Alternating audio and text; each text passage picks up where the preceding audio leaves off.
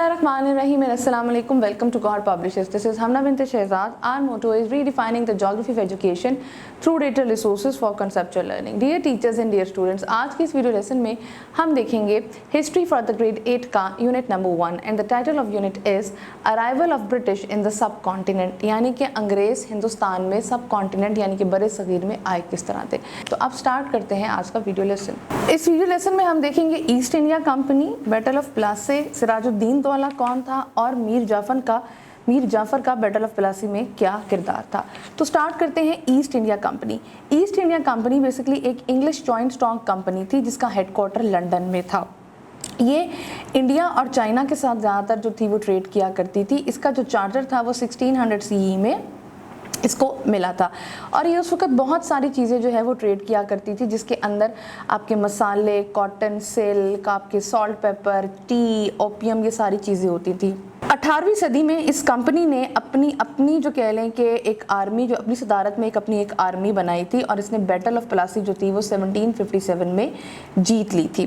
Company के पास अपनी जो थी वो आर्म्ड फोर्सेस यानी कि अफवाज थी, अपनी जो थी वो आर्म्ड शिप्स थी और ये इसने बेसिकली इस कंपनी ने इंडिया के बहुत से कह लें हुक्मरानों के ख़िलाफ़ जंगें भी लड़ी हैं और हुकूमत भी की है और साथ साथ इन्होंने जो फ्रेंच लोग थे उनके ख़िलाफ़ भी इन्होंने जंगें लड़ी हैं। East India Company basically Bengal से जो थी इसने अपनी मोनोपोली जो थी वो इंडिया में स्टार्ट की थी। इसके अलावा जब गवर्नमेंट ऑफ इंडिया एक्ट 1858 में इसने अपने बहुत सारे कह लें कि जो एडमिनिस्ट्रेटिव पावर थी इसकी वो इसके हाथ से छिन गई थी और इसका जो ओवरऑल कह लें कि आप इक़्तिदार था 1858 के में इसको जो है वो बहुत ज़्यादा इसको जो है वो इक़्तिदार मिल गया था। 1858 की जंग आज़ादी के बाद इसकी जो आर्म फोर्सेस थी वो उस वक़्त जब बड़े सगीर में जंग आज़ादी के बाद जो हुकूमत आई थी उसके बाद इसका इक़्तिदार चला गया था। अब हम बात करते हैं बैटल ऑफ प्लासी की। बैटल ऑफ प्लासी बेसिकली एक मेजर जंग थी जो कि 23 जून 1757 को बंगाल में लड़ी गई थी। ये बेसिकली बंगाल के नवाब सिराजुद्दीन दौला के ख़िलाफ़ ब्रिटिश ईस्ट इंडिया कंपनी ने जो है वो लड़ी थी और जो बेसिकली आपका जो सिराजुद्दीन दौला था उसकी इत्तेहाद था फ्रेंच के साथ, यानी कि जो उस वक़्त फ्रांस के लोग थे वो थे। अब इसमें ब्रिटिश ईस्ट इंडिया कंपनी को काफ़ी ज़्यादा कह लो कि तादाद में जो है इसको फ़तह हासिल हुई थी। अब इसके बाद से ईस्टर्न इंडिया का कंट्रोल, बड़े सगीर में जो ईस्टर्न इंडिया था उसका कंट्रोल भी चला गया था ईस्ट इंडिया कंपनी के पास, जिसने आने वाले तकरीबन 100 सालों में ये जो कंट्रोल था ये बढ़ता गया था और कंट्रोल इन्होंने फिर बड़े सगीर पे किया है। ईस्ट इंडिया कंपनी की जो फोर्स थी ये बेसिकली जो जंग थी ये बेसिकली रॉबर्ट क्लाइव की सरबराही में लड़ी गई थी और ये बेसिकली रॉबर्ट क्लाइव की सरबराही में ये लड़ी गई थी और उस वक़्त अगर हम देखा जाए तो कलकत्ता से कोई 150 किलोमीटर नॉर्थ की तरफ जो है ये लड़ी गई थी। ये मुर्शिदाबाद के करीब लड़ी गई थी जो कि उस वक़्त बंगाल का एक कह लो दारुल हुकूमत था। बैटल ऑफ प्लासी की वजूहात क्या बनी, ये किस वजह से ये जंग लड़ी गई। ब्रिटिश ने जो ईस्ट इंडिया कंपनी थे उन्होंने कलकत्ता के इर्द गिर्द एक किला साजी की थी और उसमें जो नवाब सिराजुद्दौला था उससे इजाज़त लेना मुनासिब ना समझा। इसके अलावा बड़े पैमाने पर जो कि जितनी भी तिजारत हो रही थी उसका इन्होंने मिसयूज़ करना शुरू कर दिया ब्रिटिश ने। इसके बाद जो कि टैक्स का मामला जाए जा रहे थे, जो वर्कर्स को इन्होंने टैक्स वगैरह देना था वो ये टैक्स वगैरह में के मामलात में भी घपले होना शुरू गए और एक और वजह जो बनी वो ये बनी कि कृष्णा दास ये नवाब सिराजुद्दौला का एक दुश्मन था, इसको बेसिकली पनाह दी थी जो कि आपके ब्रिटिश थे उन्होंने। तो ये बेसिकली 4 वजूहात थी जिनकी बुनियाद पर बैटल ऑफ प्लासी जो थी वो लड़ी गई थी। बैटल ऑफ प्लासी को अगर कि हम मेन इवेंट के बारे में बात करें तो 3 घंटे की शदीद लड़ाई के बाद ایک بارش جو تھی کہہ لیں کافی تیز قسم کی بارش شروع ہو گئی، اور یہ ایک ریزن بنی تھی نواب سراج الدولہ کی شکست کی، کیونکہ اس وقت جو اس کے ویپنز تھے وہ بارش میں بھیگ گئے تھے اور وہ اس قدر فیورل کنڈیشن میں نہیں رہ کے پائے تھے کہ وہ جنگ لڑ سکے۔ دوسری چیز یہ ہوئی تھی کہ جو میر جعفر تھا اس نے غداری بھی کی تھی۔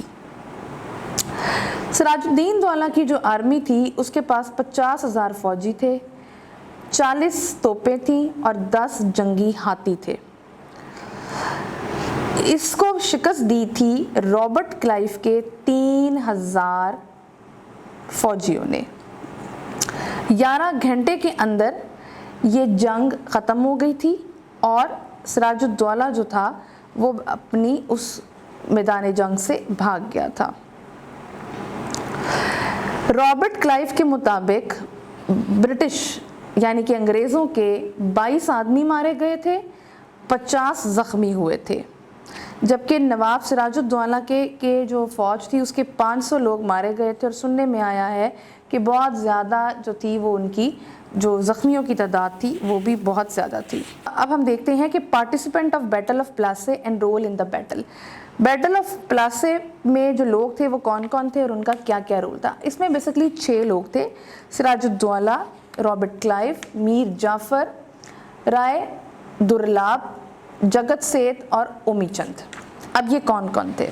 سب سے پہلے بات کرتے ہیں سراج الدولہ کی۔ سراج الدولہ بیٹل آف پلاسے میں بنگال کا نواب تھا، ان کو نواب آف بنگال بھی کہتے تھے۔ یہ بیسیکلی اگر ہم ان کے بارے میں بات کریں تو ان کا رول کیا تھا؟ یہ بیسیکلی بلیک ہول ٹریجڈی میں انوالو تھے۔ اس کا مطلب یہ ہے کہ ایک کمرے کے اندر 146 انگریزوں کو انہوں نے بند کیا ہوا تھا، جس میں سے 123 لوگ جو تھے وہ دم گھٹنے سے مر گئے تھے۔ یہ اس میں انوالو تھے۔ ایک تو یہ رول ان کا تھا۔ رابرٹ کلائیو کے بارے میں اگر ہم بات کریں تو یہ ایسٹ انڈیا کمپنی سے تھا۔ اس نے بیسکلی جو تجارت تھی اس میں چیزوں میں گھپلا کیا تھا اور ڈسپوائنٹ کیا تھا سراج الدین دولہ کو۔ اس نے کلکتہ کے ارد گرد ایک قلعہ سازی کی تھی اور جس میں نواب کی پرمیشن شامل نہیں تھی۔ اگر ہم بات کرتے ہیں میر جعفر کی، میر جعفر کو بیسیکلی ایک غدار تھا اور اس نے سراج الدولہ کو دھوکہ دیا تھا، اور برٹش نے یعنی کہ انگریزوں نے سراج الدولہ کے خلاف میر جعفر کو نواب بھی بنایا تھا، اور میر جعفر نے بیٹل آف پلاسی کے دوران دھوکہ دیا تھا سراج الدولہ کو۔ رائے درلاب یہ آپ کی جو سراج الدولہ کی فوج تھی اس کا ایک کمانڈر تھا۔ اس نے بھی سراج الدولہ کو دھوکہ دیا تھا۔ اس نے شرکت کی تھی جنگ میں، لیکن جنگ میں اپنے فوجیوں کو لے کر یہ نہیں آیا تھا، جنگ پورے طریقے سے اس نے پارٹیسپیٹ نہیں کیا تھا، تو اس نے بھی دھوکہ دیا تھا۔ جگت سیت ایک اس وقت کا کافی اثر و رسوخ رکھنے والا ایک بینکر تھا، اور یہ بھی اس وقت کی کانسپیریسی میں انوالو تھا، اور سراج الدولہ کی موت کا ایک سبب یہ بھی تھا۔ اومی چند ایک بنگال کا تاجر تھا، اور یہ بھی کہہ لیں کہ جو نواب سراج الدولہ کے خلاف ایک کانسپیرنسی کا سٹارٹ ہوا تھا اس میں بھی یہ شامل تھا۔ اب دیکھتے ہیں میر جعفر کا بیٹل آف پلاسی میں کردار۔ سراج الدولہ کی اگر ہم شکست کے بارے میں بنگال میں بات کریں تو اس کا جو کہہ لیں کہ میجر ریزن تھا وہ میر جعفر تھا۔ رابرٹ کلائیو نے میر جعفر کو یہ رشوت دی تھی۔ میر جعفر اس وقت نواب کی آرمی کا کمانڈر ان چیف تھا، اور اس نے بیسیکلی نواب آف بنگال یعنی کہ سراج الدولہ سے یہ وعدہ کیا تھا کہ وہ اپنی فوجوں کو لے کر جنگ میں آئے گا اور اس کو ایسٹ انڈیا کمپنی کے خلاف لڑے گا۔ جب رابرٹ کلائیو سے اس کو رشوت مل گئی تو بیسیکلی یہ جنگ کے دوران ہی اپنی فوجوں کو لے کر واپس چلا گیا، جس کی وجہ سے جو انگریز تھے انہوں نے بھرپور فائدہ موقع کا اٹھایا، اور اسی طریقے سے انہوں نے کلکتہ پہ قبضہ کر لیا، اور اسی طریقے سے بیٹل آف پلاسی میں سراج الدولہ کی جو ہے وہ شکست ہوئی۔ اب بیٹل آف پلاسی کے اثرات ہمارے پاس کیا کیا آتے ہیں؟ बैटल ऑफ के अगर हम असरात देखते हैं तो एक तो हमें ये बात पता चल जाती है कि अंग्रेज़ों को पॉलिटिकल नॉर्थन इंडिया के साथ साथ अब ईस्टर्न इंडिया में भी बहुत ज़्यादा जो था वो बैटल ऑफ प्लासी के बाद उनका जो है वो एक कंट्रोल उनको मिल गया था। जितने भी फ्रेंच इत्तेहादी थे उनका भी इख्तिताम हुआ था और जो मीर जाफ़र था उसको बना दिया गया था अब बंगाल का नवाब। लेकिन मीर जाफ़र अपनी इस पोजीशन से कोई ख़ास खुश नहीं था।